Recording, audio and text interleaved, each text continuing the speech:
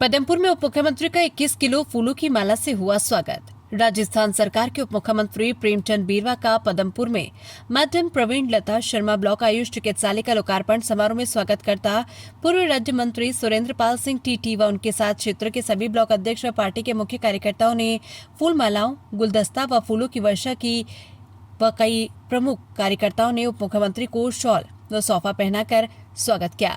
Madam Praveen लता Sharma block Ayush चिकित्सालय के लोकार्पण में उप मुख्यमंत्री द्वारा रिबन काटना, सरस्वती पूजा करना व पूरी बिल्डिंग का सभी कार्यकर्ताओं के साथ अवलोकन किया। चिकित्सालय की पूरी बिल्डिंग को दुल्हन की तरह सजाया गया। लोकार्पण के बाद उप मुख्यमंत्री व सभी कार्यकर्ता पास के स्थित गणपति पैलेस में आयोजित कार्यक्रम में आयुष चिकित्सालय का निर्माण करवाकर विभाग को समर्पित करने वाले भामाशाह अशोक शर्मा और उनके परिवार को धन्यवाद किया। वह कहा कि भामाशाह अशोक शर्मा ने अपनी पत्नी मैडम प्रवीण लता शर्मा की स्मृति को सेवा में बदल दिया। इस समारोह में पूर्व राज्य मंत्री सुरेंद्र पाल सिंह टीटी, प्रदीप धुरेड़, पूर्व विधायक लालचंद मेघवाल, समनदीप वडिंग, पूर्व जिला उपाध्यक्ष, पूर्व जिला अध्यक्ष बहादुर चंद नारंग, भाजपा महामंत्री राहुल पूनिया समेत सैकड़ों भाजपा कार्यकर्ताओं में बीट बायला के सरपंच साधुराम गौड़, राजेंद्र मंडा, भूमि विकास बैंक के उपाध्यक्ष जसकरण सरा, प्रहलाद राय, मेघवाल, बिट्टू तहपुरिया आदि अनेक कार्यकर्ताओं द्वारा भारी स्वागत किया गया। बीटबाइला से सशपाल तहपुरिया की रिपोर्ट। सम्मान्य अशोक जी शर्मा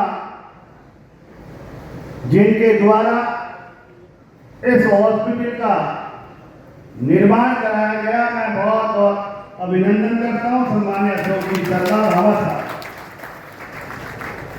श्री गोपाल जी परिहार, शासन मुख्य सचिव आयुर्वेद और इस मंच पर विराजमान सभी पार्टी के पदाधिकारी, वरिष्ठगण और सभी मंडल अध्यक्ष और सम्मानित मंच पर विराजमान सभी सदस्यगण, सामने विराजमान मेरे पितातुल्य बुजुर्ग, मेरे युवा दोस्तों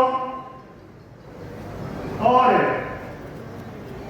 माता और बहनों, सभी का मैं सभी को प्रणाम करता हूं और आपका हार्दिक अभिनंदन एवं स्वागत करता हूं।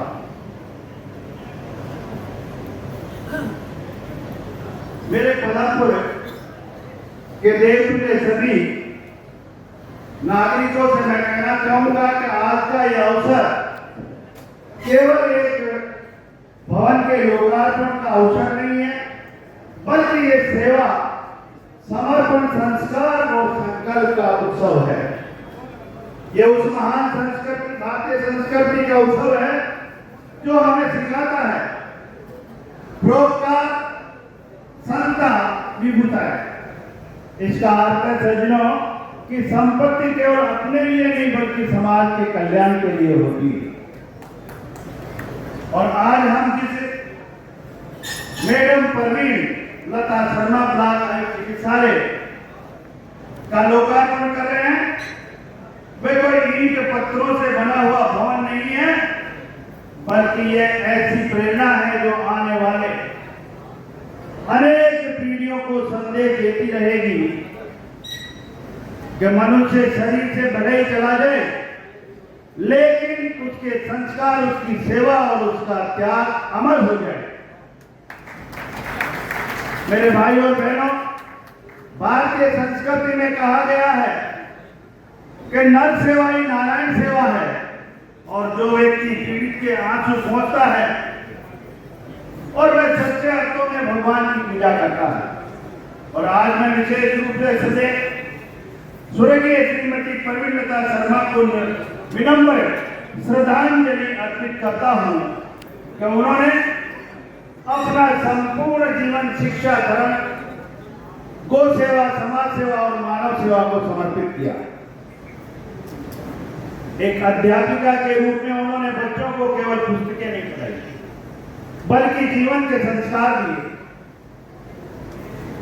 और एक समाज सेवा के रूप में उन्होंने केवल बातें नहीं की, बल्कि गरीब बस्तियों में जाकर वस्त्र वितरित किए, सारे बाटी खाद्य सामग्री पहुंचाए और मानवता की सेवा को ही अपना धर्म माना। ऐसी विभूतियां वास्तव में समाज की पूंजी होती है। मैं अशोक शर्मा जी को विशेष बधाई देना चाहूंगा, क्योंकि अक्सर हम कहते हैं कि किसी व्यक्ति को उसका सपना उसके साथ समाप्त नहीं हो जाता है, लेकिन आपने अपनी धर्मपति के सपने को अपना संकल्प बना लिया, और ये केवल एक भवन का निर्माण नहीं है, एक पति पत्नी के पवित्र संबंधों की एक ऐसी मिसाल है जो आज के समाज के लिए प्रेरणा बन सकती है। जब वर्ष 2022 में श्रीमती प्रवीणलता शर्मा जी ने इस आयुष चिकित्सालय का एक सपना देखा था, तब शायद उन्होंने भी नहीं सोचा होगा कि एक दिन ऐसा एक सपना कितने भव्य रूप को साकार देगा।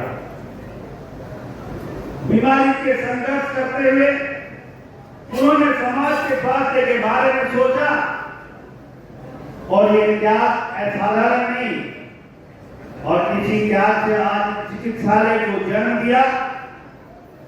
मुझे बताया गया कि प्रवीणलता शर्मा जी शिवम आयुष चिकित्सालय लाभान्वित हुई। उन्होंने डॉक्टर राजवीर और डॉक्टर अमनदीप कौर की सेवा, भावना, समर्पण और कार्यशाली से निकट से देखी। यही अनुभव उनके मन में ये भावना लेकर आया कि यदि मुझे इस चिकित्सा पद्धति से लाभ मिला है तो समाज के अन्य लोगों को भी इसका लाभ मिलना चाहिए। और यही भावना आगे चलकर इस चिकित्सालय की नींव बनी। और सोचे, अगर एक रोगी स्वयं अपने इलाज के लिए प्रेरित होकर हजारों रोगियों के उपचार का मार्ग बन जाए तो इससे बड़ा क्या धर्म हो सकता है। आज इस चिकित्सालय में की प्रत्येक दीवार की एक कहानी कह रही है कि सच्ची सेवा कभी समाप्त नहीं होती है। मैं विशेष रूप से कहना चाहूंगा कि जनवरी 2026 में जब अशोक कुमार शर्मा जी ने अधूरे संकल्प को पूरा किया, तब उन्होंने केवल अपनी पत्नी की स्मृति को अमर नहीं किया, बल्कि पूरे क्षेत्र के लिए स्वास्थ्य सेवा का एक नया अध्याय करीब 1 करोड़ 25 लाख रुपए की लागत से बने